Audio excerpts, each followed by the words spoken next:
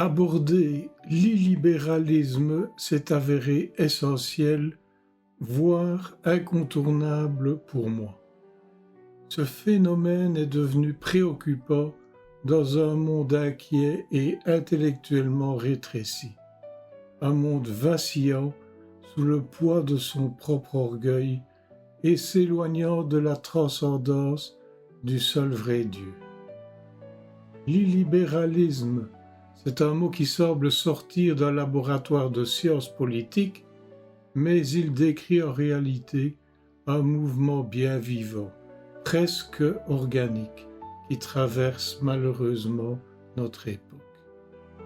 Il incarne la tension entre deux forces fondamentales, le désir d'ordre et la nécessité de liberté.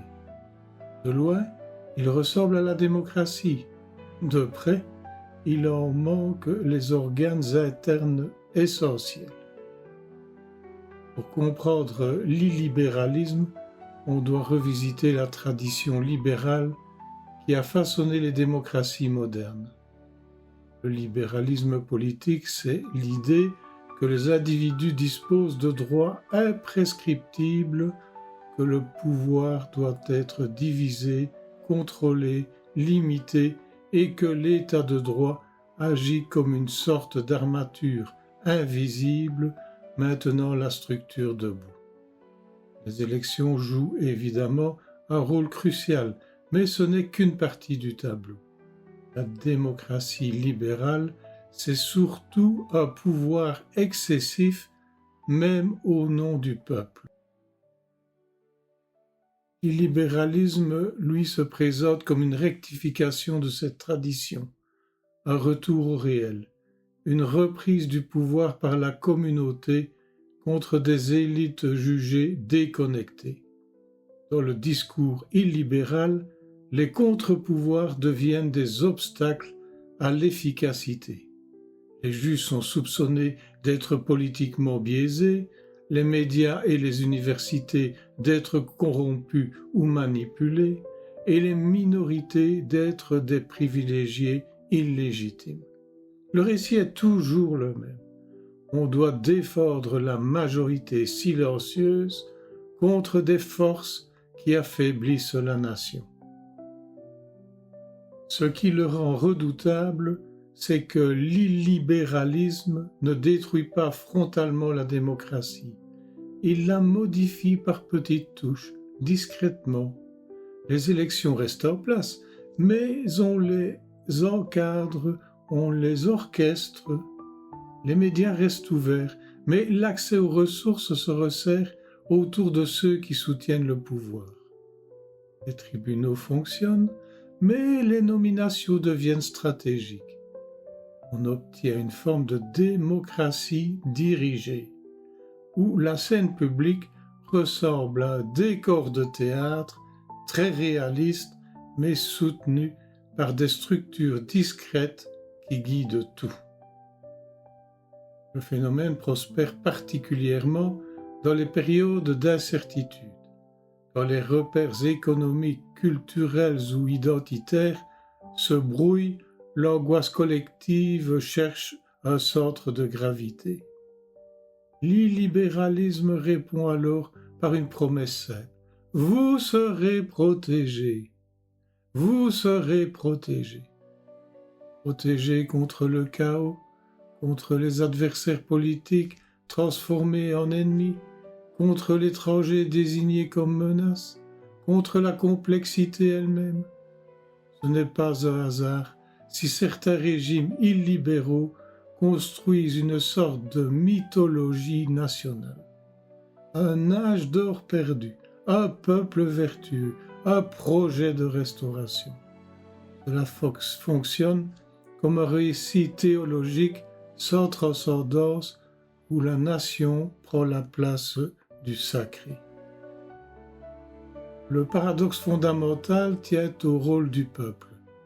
L'illibéralisme proclame agir en son nom, mais il cherche à limiter les espaces où le peuple peut s'organiser, contester, s'exprimer librement.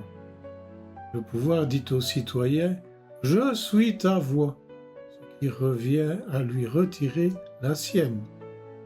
Ce phénomène n'est pas nouveau dans l'histoire, mais il prend aujourd'hui des formes renouvelées grâce aux technologies numériques.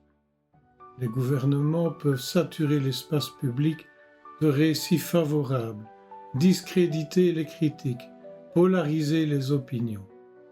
Le bruit remplace le débat, et dans ce bruit, un pouvoir centralisé peut se renforcer discrètement. Sur le plan philosophique, l'illibéralisme nous oblige à revenir à une question fondamentale. Qu'est-ce que la liberté? Est-ce simplement l'acte de choisir un dirigeant tous les 4 ou 5 ans? Ou est-ce la possibilité permanente de penser, de parler, de créer, de s'opposer sans crainte? La liberté réelle demande un espace, des institutions, des garanties. Elle n'existe pas seule, elle a besoin d'une architecture. En affaiblissant cette architecture, l'illibéralisme réduit la liberté sans l'avouer. Ce phénomène nous renvoie aussi à un vieux constat anthropologique. L'être humain est ambivalent. Il aime l'autonomie, mais il désire parfois un cadre rigide qui simplifie le monde. L'illibéralisme surgit précisément dans ces moments où l'appel de la stabilité semble plus séduisant que l'exigence de la liberté. C'est une forme moderne de tentation autoritaire, mais mise au goût du jour, plus subtile, plus adaptable, souvent plus enveloppée d'un discours national, religieux ou culturel qui lui donne un air familier. L'enjeu contemporain est immense. Les démocraties ne sont plus renversées par des coups d'État traditionnels. Elles s'érodent de l'intérieur, presque imperceptiblement. Elles disparaissent non pas dans un fracas, mais dans un soupir de résignation. Comprendre l'illibéralisme, c'est donc se donner les moyens de repérer ce lent grignotage, de défendre la complexité et la pluralité qui rendent une société réellement vivante. L'art, la philosophie, le christianisme, contrairement à l'islam, ces champs que tu explores ont une fonction politique au sens noble. Ils ouvrent des espaces où la pensée peut respirer, où les évidences peuvent être discutées, où les récits dominants peuvent être mis en perspective. Il rappelle qu'une société libre n'est pas seulement un système institutionnel, mais un milieu où les imaginaires peuvent coexister. La lutte contre l'illibéralisme n'est pas seulement juridique ou institutionnelle, elle est aussi culturelle et spirituelle. L'illibéralisme nous met au défi. Voulons-nous une démocratie qui vive pleinement avec son tumulte, ses désaccords, ses lenteurs, ou une démocratie réduite à une mécanique électorale dépouillée de liberté? L'expérience et l'histoire devraient être des phares, et pourtant un grand pan du peuple, formaté par des discours stupides et incohérents, avance comme si la lumière ne l'atteignait jamais. À chaque élection, les mêmes illusions reviennent. Les mêmes pièges se referment. Les mêmes promesses creuses séduisent des foules qui ont déjà payé le prix de leur naïveté. Les décennies passent, les leçons s'empilent et rien n'y fait. La mémoire collective s'efface plus vite que l'information journalière. On dirait une civilisation amnésique qui répète sa propre chute en boucle, fascinée par ceux qui parlent fort plutôt que par ceux qui connaissent. La démocratie se met alors à tourner à vide, prisonnière de son propre oubli. Tant que l'histoire sera traitée comme un vieux livre poussiéreux, Plutôt que comme un avertissement brûlant, les urnes continueront d'accoucher des mêmes erreurs avec la même régularité tragique.